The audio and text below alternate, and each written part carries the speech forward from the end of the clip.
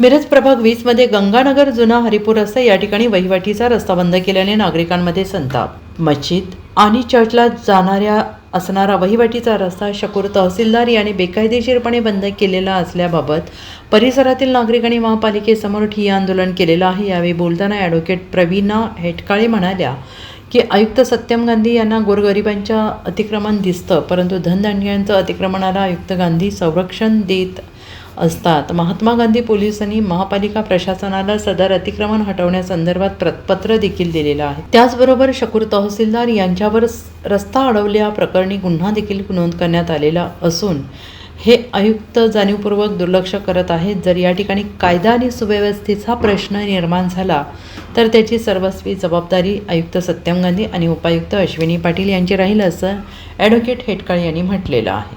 बांधवांचा रमजान पवित्र रमजान महिना उद्या संपत आहे, उद्या ईद आहे त्यांची। अशी परिस्थिती असताना जुना हरिपूर रोड समतानगर एरियामध्ये संघर्ष कॉलनीत अंतर्गत रस्ता जो 50 वर्षापासून वहिवाटीतला आहे आणि त्या रस्त्याच्या लगत मस्जिद पण आहे आणि चर्च पण आहे। तिथं तिथं नमाज पठण करण्याकरता आणि ख्रिश्चन लोक प्रेयर्स करण्याकरता तिथं जात असतात। असं परिस्थिती असं गेले 3 महिन्यापूर्वी अब्दुल गफार तहसीलदार आणि त्याची बायको आयशा नदाम या दोघांनी संगनमत करून इलेक्शनच्या पिरियडमध्ये रस्ता बंद करून कुंपण घातलं। त्यानंतर आम्ही तिथले सगळे रहिवासी आणि माझे सगळे मुस्लिम बांधव आणि माझे सगळे चर्चचे बांधव आम्ही पोलीस स्टेशनला जाऊन तक्रार दिली। त्याच्यावरती गुन्हा दाखल झाला।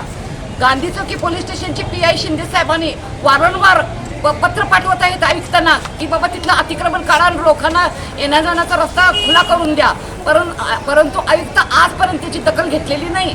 सत्यम गांधी साहेब हे गोरगरिबांचे जे हातावरलं पोट आहे त्यांचं अतिक्रमण बेकायदेशीर काढतात, पण धनदांडगाठ लोकांचे अतिक्रमण काढत नाहीत आणि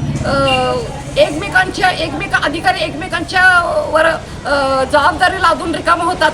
सुट्टी आहे हा अधिकारी रजेवर आहे असं सांगून चालढकल करायला लागलेत आणि जर उद्या ते अतिक्रमण निघलं नाही ना तिथले लोक आक्रोशपणाने कायदा तिथले जर अतिक्रमण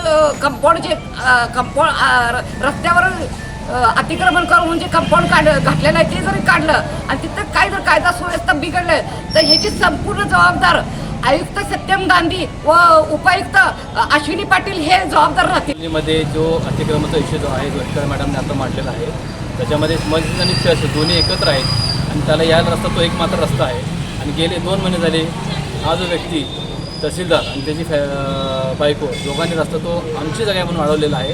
ॲक्च्युली कागदपत्रेमध्ये त्यांच्याकडे काही तसं सबूत त्यामध्ये काही नाही आहे। आम्ही वारंवार पत्रव्यवहार करतोय, गुन्हा दाखल झालेला आहे, आयुक्तासमोर हा बातमी पोहोचलेली आहे, पण त्यांच्याकडनं काम होत नाही, अतिक्रमण उठलं जात नाही।